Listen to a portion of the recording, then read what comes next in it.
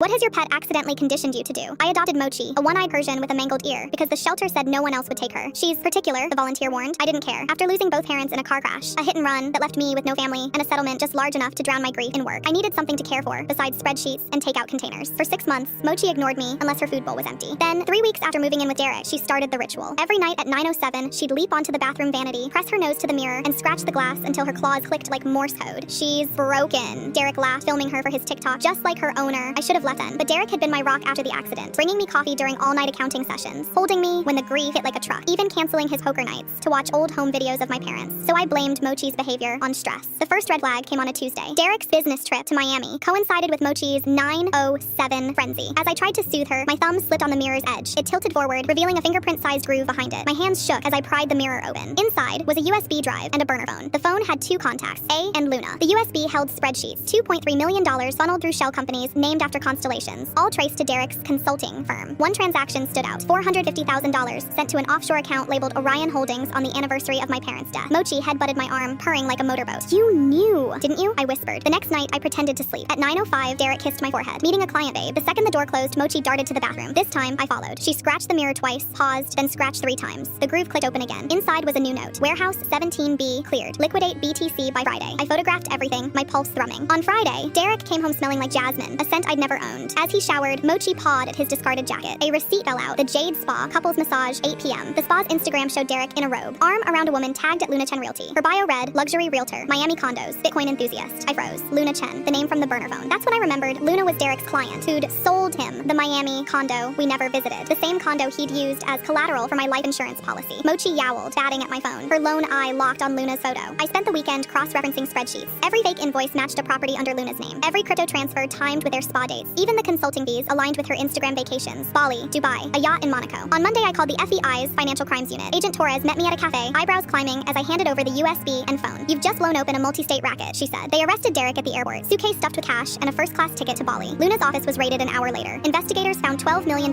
in cold wallets and a ledger of fake identities. But the real twist came during the trial. The prosecutor played security footage from Warehouse 17B, a crypto mining rig disguised as a storage unit. In the corner, barely visible, was a cat bed and a bowl labeled Mochi. Derek had been using her to test air quality for the machines. Her scratching was never about the mirror. It was about the carbon monoxide leaking through the vents. The night he'd accidentally left the gas fireplace on, a test. Last week, I received a check for $1.8 million as the whistleblower. Mochi sleeps on Derek's side of the bed now, her paws twitching like she's still scratching secrets out of the dark. As for Derek, he's serving 7 years. Plenty of time to reflect on his mistakes. I hear his cellmate has a cat tattoo. I visit my parents' grave every Sunday now. Last week, Mochi sat beside their headstone, licking her paw as if to say, "You're not alone anymore."